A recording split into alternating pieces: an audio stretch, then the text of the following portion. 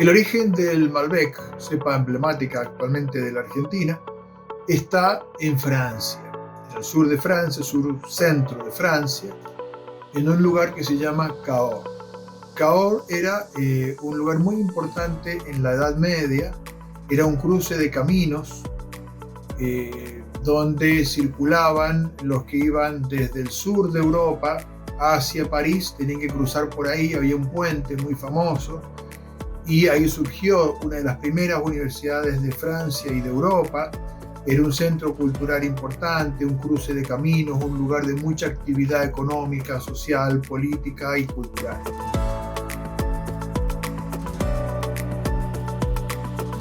Cahors pertenecía al ducado de Aquitania y la titular del ducado era Leonor de Aquitania, famosa, había estado casada con el rey de Francia, luego se divorcia y se casa con el rey de Inglaterra. Y esto vincula la región de Aquitania, que es el sudoeste vitivinícola francés, con el mercado británico.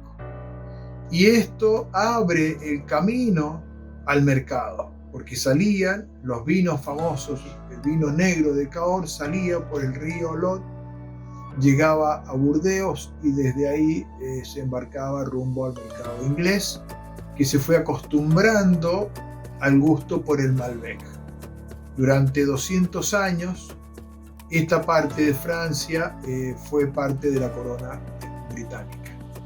Dentro de los reyes famosos de Inglaterra de esa época tenemos a Ricardo Corazón de León, que era una persona legendaria de la época de Robin Hood, de las cruzadas. Entonces el Malbec circula por todo ese mundo con todos los mitos y leyendas que haya surgido.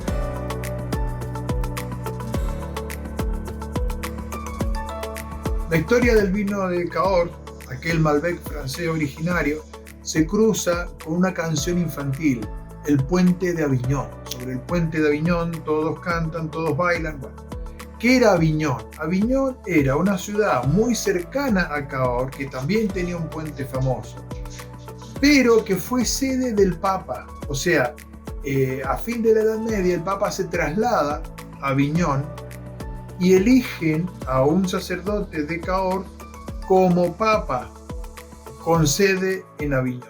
Y él le dio un gran impulso al Malbec, porque empezó a cultivarlo y a servir vino de Malbec en los banquetes del Papa. O sea, cada vez que venía algún rey, algún emperador, una autoridad internacional a visitar al Papa, le servían en el banquete los vinos de Cahors, el vino de Malbec.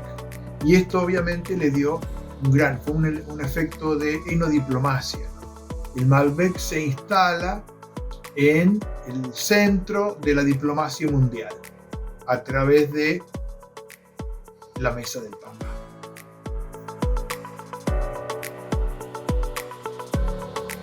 En el siglo XIX viene la primera revolución industrial, la revolución de los transportes, los ferrocarriles, la navegación a vapor, y entonces el Malbec se va a expandir al mundo, va a llegar a la corte de Rusia, va a llegar a América Latina, va a llegar a Chile, y luego de Chile, por iniciativa de Domingo Faustino Sarmiento, va a llegar a Mendoza.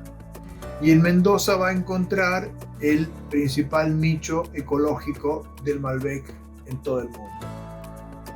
A partir de ese momento empieza una nueva historia del Malbec, la adaptación del Malbec a los climas y a los suelos cuyanos, y empieza una evolución que lo lleva al momento de esplendor que tenemos actualmente. Hoy, como todos saben, tenemos más o menos unas 46.000 hectáreas de Malbec, 40.000 en Argentina, 2.000 en Chile y 4.000 en Francia.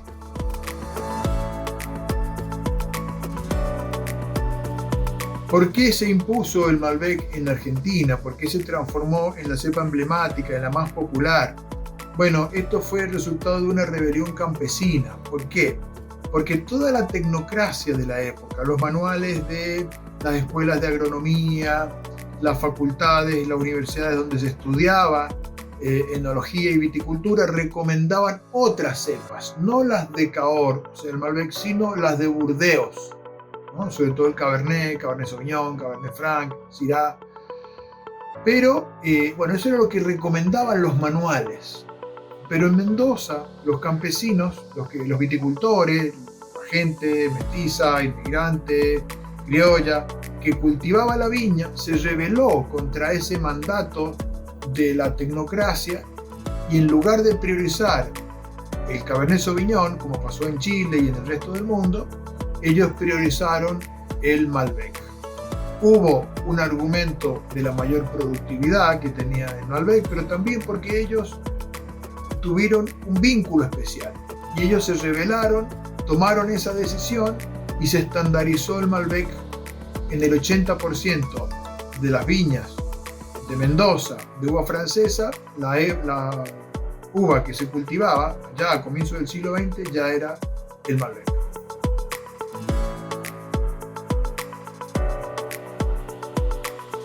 Esta pasión, este enamoramiento de los campesinos, agricultores, cuyanos, sobre todo de Mendoza, por el Malbec, generó las condiciones para que se pudieran hacer las selecciones culturales y naturales para ver qué planta se iba a reproducir.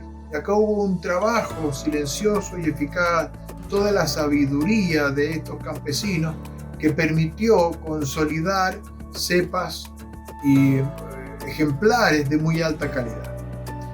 De alguna manera, el éxito que ha tenido el Malbec argentino en el mundo a partir de la década de 1990 se debe a este trabajo silencioso y eficaz de cientos y miles de campesinos que estuvieron 100 años haciendo esta tarea de selección cultural y natural para llegar a tener esta calidad de uva.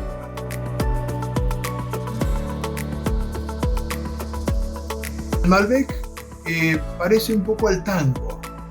El tango surgió como una música y una danza de los alrededores de Buenos Aires, de los barrios bajos, del sector popular, de esos criollos, inmigrantes, orilleros, que empezaban a tener ese espacio de recreación con esta modalidad, con mucha influencia de la música afro, por eso la palabra tango es de origen africano también.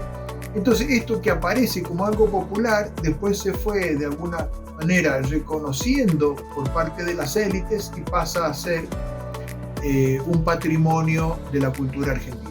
Lo mismo pasó con el Malbec. Empezó con una rebelión campesina de abajo para arriba y finalmente fue perfeccionado con el trabajo de los grandes enólogos y eso le permitió llegar a las mesas más refinadas del mundo. Entonces hay un paralelismo entre el Malbec y el tango.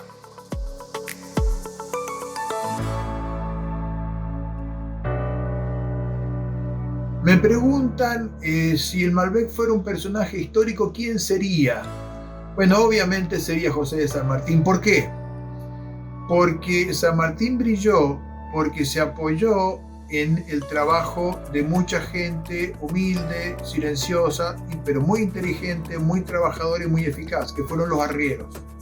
Gracias a los arrieros, San Martín pudo hacer la campaña del Ejército de los Andes, pudo encontrar los caminos adecuados para cruzar la cordillera, pudo generar el equipamiento y toda la parte logística de ese ejército y pudo a su vez crear el sistema de espionaje con las redes que tenían los arrieros, con las pulperas, con los taberneros, con los pescadores artesanales, con los estibadores de los puertos. Ese movimiento popular fue la base que hizo que San Martín pudiera convertirse en un héroe de nivel universal y escribir desde Mendoza una página en la historia universal. Lo mismo pasa con el Malbec. Gracias al trabajo de todos estos campesinos y viticultores, el Malbec se transforma en un proyecto que tiene proyección mundial y instala a Mendoza en el mapa universal del vino.